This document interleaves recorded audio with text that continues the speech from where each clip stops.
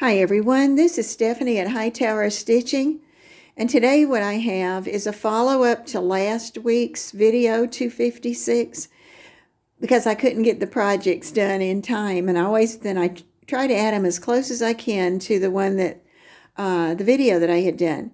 But here on the table is one of the two projects that I worked on, and this was the 60 by 24 inch table topper, or topper for the foot of your bed, or color for the back of your sofa, and you keep coming up with oars. And it is just fun. And I wanted to share that with you. And what I did to finish it was I just did the grid. And it was so easy to do because these are the 1 inch pieces, and I would take and I just followed it down. Now, when it got to be this big one, I got my air erase pen, laid my ruler on there, and then went down.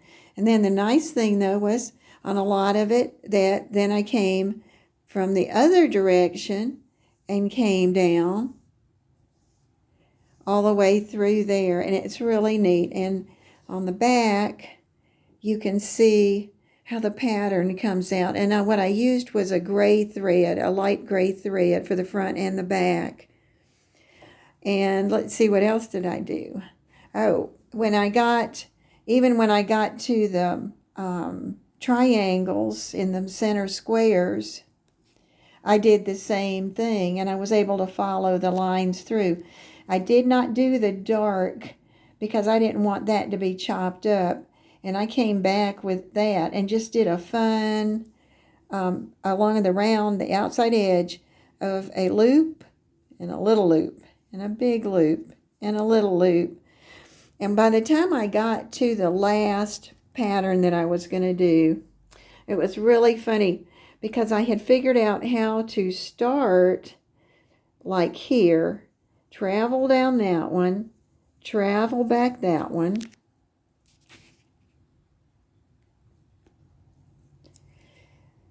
go up into the triangle. There I am. And I could do that. And then I actually was able to, on the very last one, then I just turned and I traveled down through that big one with the same thing around. And then I started back the one part that I had left to get here, and that let me go up into here. It was really fun because when I first started, I said, boy, this is kind of time consuming, but all of a sudden I figured out how to make these little trails to keep going. And here you can see one of the triangles on the back. And the pattern was really cute. And one of them, I just stuck a heart in there because I try to put a heart on each one of my quilts that I do. And if you haven't seen the other video, the tutorial, one of the things that turned out to be fun with this was that I had a lot of pieces of fabric left from making all of those, the squares, the half triangle squares. And so I started thinking, what could I do? What do people in this day and time use? And I said, well, maybe they would use something to cover the table to protect it. So I took and just put 4 of the leftover squares in there, and then just a little decoration in the middle. And of course, because I want to protect the table, I put that, what I use on my ironing board or ironing surface to protect it. Then there were more, so here I have 4 mug rugs. And they were also almost big enough that you could use those to make them into pot holders if you put another layer of something inside to protect it, or you put that silver fabric on the back of it. But needless to say, I still have more leftovers, so I'm trying to think of, well, what are the things that people would use now?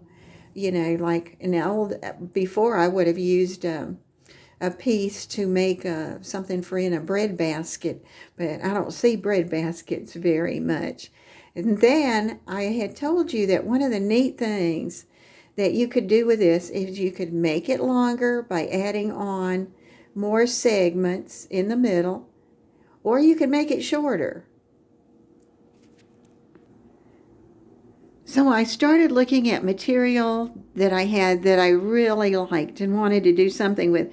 And that crazy printed material, I just looked at my different pieces of material, and I found things to go with it. And then I had a piece of backing. This is shirting, and I had about 2 yards of that. So I made a short one. And you can see this one still covers a good bit of the table, and that's because it's 24 inches wide. And again, I just went back and I did it with the boxes because it was so much fun. And the backing is the same on this one. And then I actually had enough to use one of the colors to put the binding around the outside edge.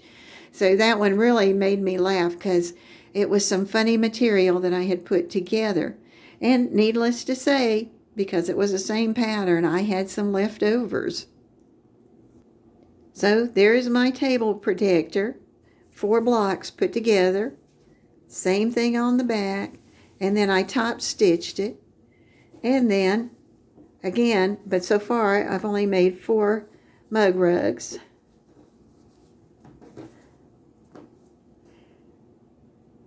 So now I have a nice, I'm thinking of this as a gift for someone. It's got so much in it, and I hope you enjoyed those. I enjoyed making them, and then I've still, like I said, got some material left to do. This is Stephanie at Hightower Stitching. If you learned anything or you enjoyed seeing these follow-up projects, please hit subscribe if you haven't before, and like. That would be great.